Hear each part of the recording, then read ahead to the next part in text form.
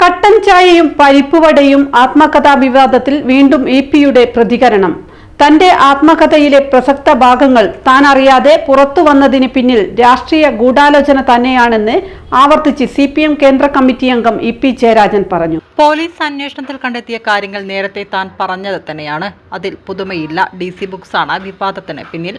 സത്യസന്ധമായ കാര്യങ്ങൾ തന്നെയാണ് ഇപ്പോൾ അന്വേഷണത്തിൽ പുറത്തു വന്നത്. അന്വേഷണ റിപ്പോർട്ട് പുറത്തു വന്നാൽ കൂടുതൽ കാര്യങ്ങൾ വ്യക്തമാകും. ആത്മകഥയുടെ ചില ഭാഗങ്ങൾ എങ്ങനെയാണ് ചോർന്നതെന്ന് അന്വേഷണ ഉദ്യോഗസ്ഥർക്ക് വ്യക്തമായിട്ടുണ്ടെന്നും EP പറഞ്ഞു.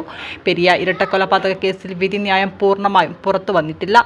CBI കോടതിയുടെ വിധി അന്തിമമാണെന്ന് പറയാൻ കഴിയില്ല. CPMന് നേരത്തെ കോൺഗ്രസ് നേതാക്കൾ ഇറങ്ങി പുറപ്പെട്ടിട്ടുണ്ട്.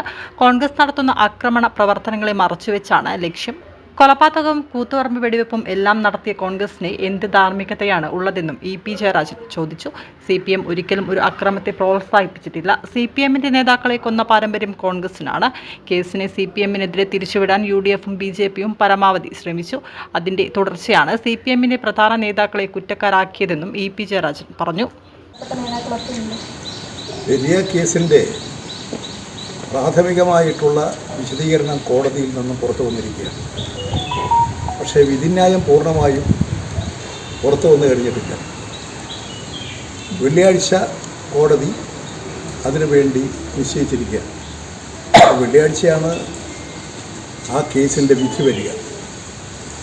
ഇവിടെ CBI കോടതിയുടെ വിധിയെല്ലാം അന്തിമമാണെന്ന് ആർക്കും പറയാൻ സാധിക്കില്ല. ഇനിയും കോടതികളുണ്ട്, നിയമങ്ങളുണ്ട്. നിയമങ്ങളിൽ ഏതൊരു കുറ്റാരോപിതനും അദ്ദേഹത്തിൻ്റെ നിരപരാധിത്വം തെളിയിക്കാൻ ഇനിയും കോടതികളും നിയമവ്യവസ്ഥകളുമുണ്ട്. അത് ഈ വിധിക്ക് ശേഷം മാത്രമേ അത് സംബന്ധിച്ച് വ്യക്തമായ കാര്യങ്ങൾ പറയാൻ സാധിക്കൂ. പക്ഷേ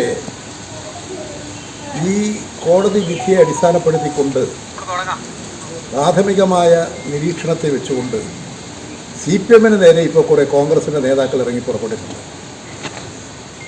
ആ കോൺഗ്രസ് നേതാക്കൾ മനസ്സിലാക്കേണ്ടത് അവർ ചെയ്തുകൊണ്ടിരിക്കുന്നത് ഈ പെരിയയും പരിസര പ്രദേശങ്ങളിലും കുറേ കാലമായി കോൺഗ്രസ് നടത്തിക്കൊണ്ടിരിക്കുന്ന അക്രമ പ്രവർത്തനങ്ങളെ മറച്ചു വെക്കാനാണ്. രണ്ടാമത്തെ കാര്യം, ഇതിന് തൊട്ടടുത്താണ് ചീമേനി.